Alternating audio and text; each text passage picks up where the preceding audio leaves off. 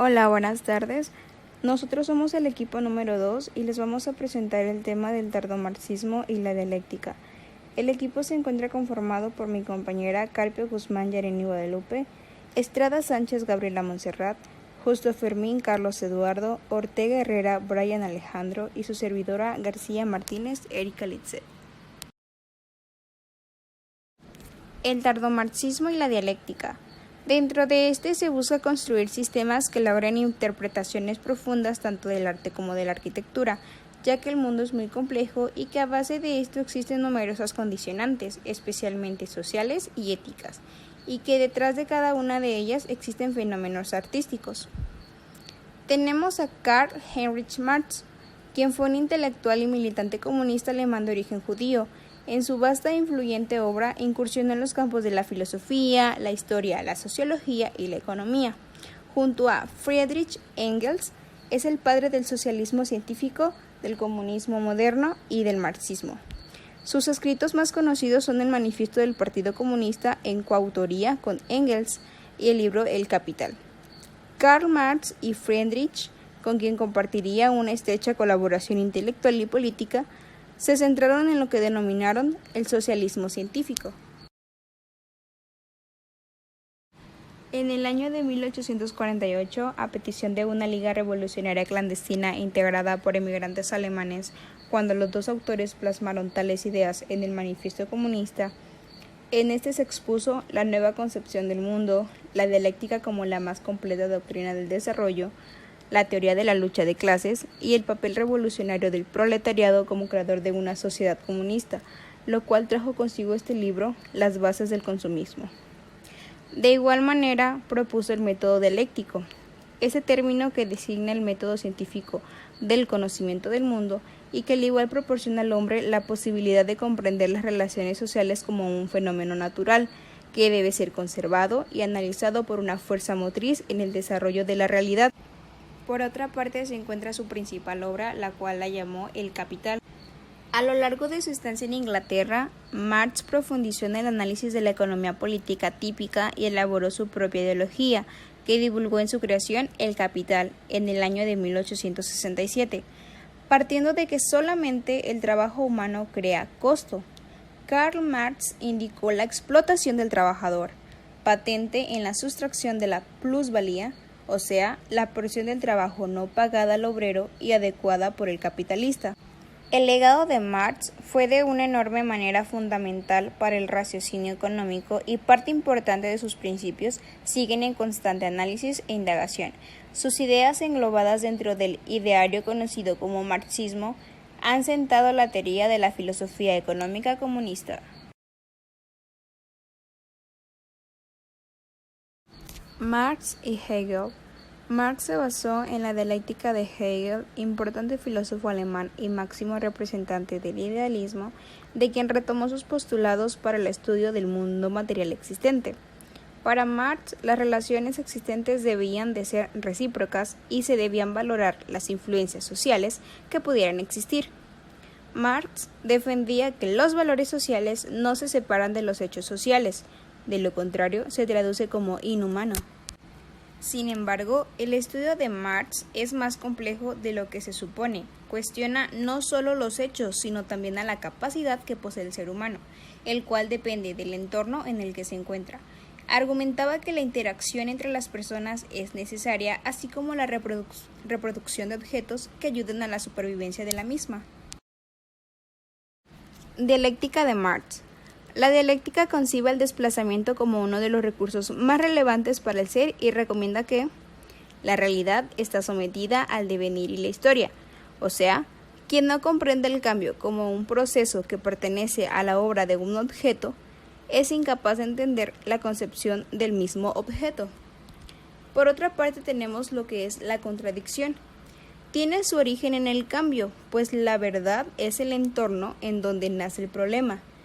Iniciativa que aterrizada a la teoría política tiene relación con las diversas estructuras sociales que son secuelas de pensamientos antagónicos. Racionalidad del cambio.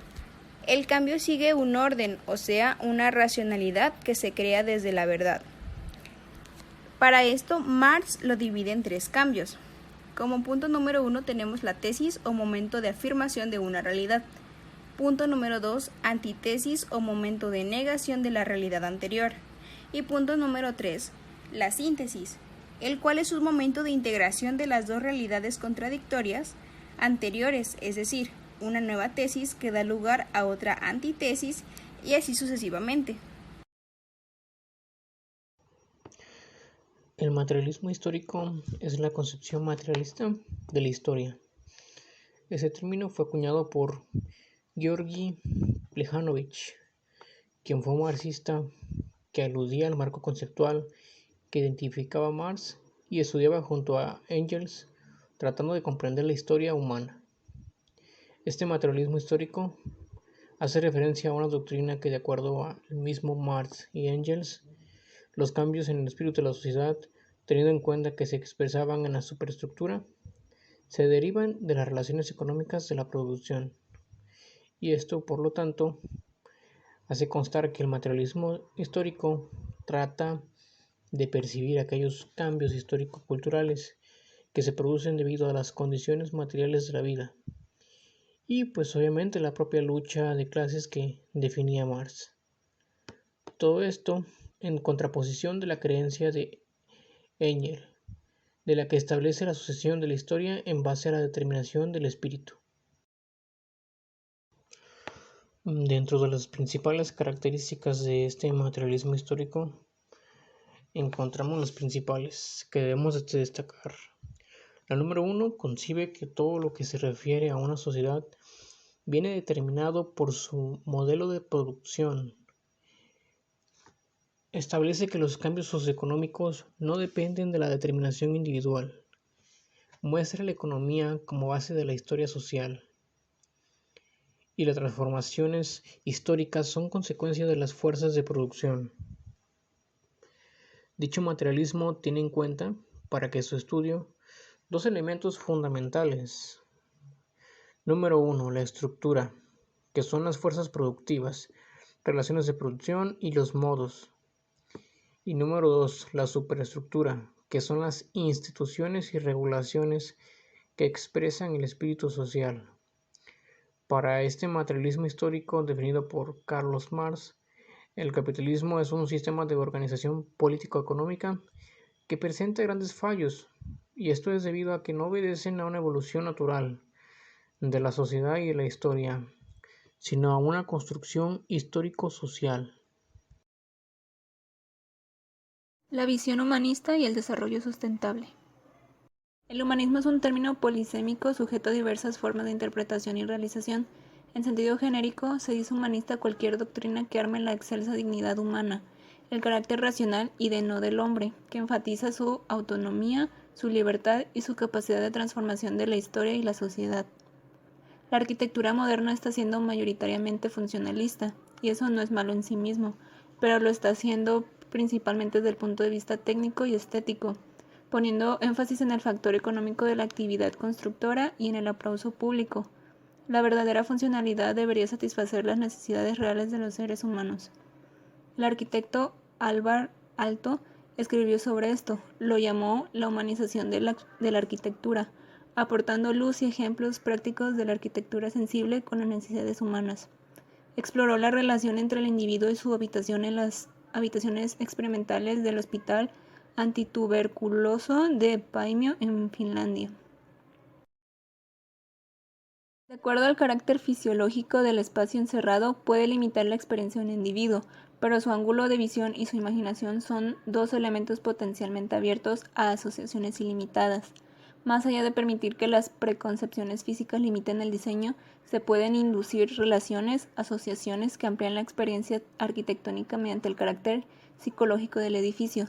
No olvidemos que la arquitectura no está solamente en las cuatro paredes y la cubierta, sino en las cualidades del espacio que encierran. La arquitectura está presente incluso en las sensaciones y estados de ánimo de las personas que se relacionan con ese espacio. Alvar Aalto. Su visión de la arquitectura y del diseño de objetos y muebles le permitió, desde la década de los 20 y hasta los años 70 del siglo pasado, en uno de los principales defensores del modernismo humanizado. Sus viajes por el extranjero enriquecieron su formación y le dieron un giro a su forma de entender el diseño y la arquitectura en general. de manera que convirtió su estilo en diseños más modernos e internacionales. Discípulo del gran teórico de la arquitectura moderna, Le Corbusier, introduce en los años 20 este movimiento en Finlandia. El humanismo y la calidad son dos de las características principales de la producción técnica de Aalto, los cuales se reflejan en toda su obra. Esta particular visión de la arquitectura rompió con los moldes tradicionales de la época. Su diseño visionario significó una ruptura con el viejo criterio de cómo debía ser una biblioteca. De ahí con sus aportaciones siguen vigentes en la actualidad. Esto se explica por la idea concebida de adaptar la forma al uso y a las necesidades humanas. Humanización de la arquitectura. Alvar Aalto. La arquitectura no es solo una determinada cantidad de resultados acabados y construidos, sino un proceso estratificado de desarrollo a un nivel superior en el que, junto con la acción recíproca interna, se crean continuamente nuevas soluciones, nuevas formas, nuevos materiales de construcción y constantes cambios en las ideas constructivas. La arquitectura es un fenómeno sintético que abarca prácticamente todos los campos en la actividad humana. Durante la última década, la arquitectura moderna era funcional desde el punto de vista técnico, principalmente acentuando su énfasis en el aspecto económico de la actividad constructiva. Si la arquitectura ha de tener un valor humano más amplio, el primer paso debe consistir en la organización correcta de sus aspectos económicos. Pero si la arquitectura abarca todos los campos de la vida humana, el verdadero funcionalismo de la arquitectura debe relajarse principalmente en su funcionalidad bajo el punto de vista humano. Si existiera un método para desarrollar la arquitectura paso a paso, empezando por los aspectos económicos y técnicos para cubrir luego las otras funciones humanas de mayor complicación, entonces el funcionalismo puramente técnico sería aceptable, pero no existe tal posibilidad. La arquitectura no es una ciencia, sigue siendo el gran proceso sintético de combinación de miles de funciones humanas definidas y sigue siendo arquitectura. Su propósito sigue consistiendo en armonizar el mundo material con la vida humana. Hacer más humana la arquitectura significa hacer mejor arquitectura y conseguir un funcionalismo mucho más amplio que el puramente técnico. Los métodos arquitectónicos se asemejan a los científicos. En ocasiones, y en la arquitectura puede adoptarse un proceso de la investigación como los que utiliza la ciencia. La investigación en la arquitectura puede ser exclusivamente analítica. La investigación arquitectónica siempre se dará más el instinto y el arte. Uno de los ejemplos son el Sanatorio Antituberculoso Paimio de Alvar Aalto. El conjunto claramente funcional tiene una aproximación humana muy propia de la arquitectura de Alvar Aalto, que va más allá del funcionalismo técnico y que se percibe sobre todo en el detalle de sus elementos. La idea principal para el sanatorio, proyectado inicialmente para 296 pacientes, era un edificio que favorece la curación y rehabilitación de enfermos de tuberculosis, o en palabras del mismo Aalto, un edificio concebido como si de un instrumento médico se tratara. El conjunto está formado por zonas claramente diferenciadas, la de los pacientes y galerías o sala de reposo, la de las salas comunes y las de servicio, articulando los bloques que contienen dichas funciones según la orientación y vistas alrededor de un núcleo central de circulaciones. Aalto pone especial atención en la distribución, funcionamiento y orientación del bloque principal. En el interior de las habitaciones, habitadas para 2 ocupantes, el detallado diseño de sus elementos proporciona una máxima comodidad al paciente.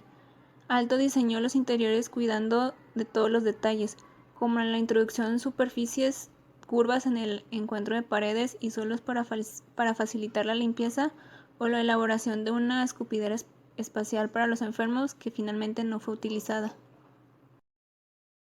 Otro ejemplo es la biblioteca en Viipuri. La biblioteca de Viipuri es principalmente interesante en sección. Desde el nivel del suelo asciende un conjunto de escaleras en zigzag que lleva a un espacio de 2 niveles que recibe la luz del día a través de un tragaluz y alberga los dispositivos de libros, una de las áreas de lectura y el escritorio de control. Con la biblioteca de Viipuri, Aalto creó una cierta tipología de edificios para bibliotecas, con la sección libre, iluminación y creación de superficies onduladas como características especiales. El mismo Aalto define su trabajo como el resultado de su inspiración en los paisajes montañosos y acantilados bañados por la luz del sol en los diferentes momentos del día. El edificio lo componen 2 volúmenes rectangulares cuya intersección crea una zona común de circulación.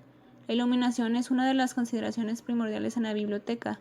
En este caso, el arquitecto diseñó una cubierta perforada por 57 claraboyas redondas, con un diámetro de 1.83 metros.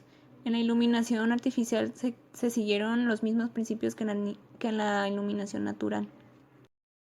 Desarrollo sustentable. A lo largo de la historia se han encontrado diferentes posiciones que constituyen las principales corrientes del pensamiento del ambientalismo contemporáneo.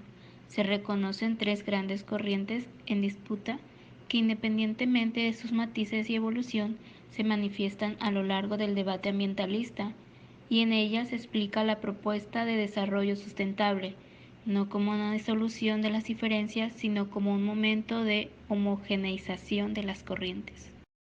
Estas tres corrientes son la corriente ecologista, conservacionista o sustentabilidad fuerte, que tiene raíces en el conservacionismo naturalista del siglo XIX y en las ideas ecocéntricas de Leopold de promover una estética de la conservación y una ética de la tierra o bioética.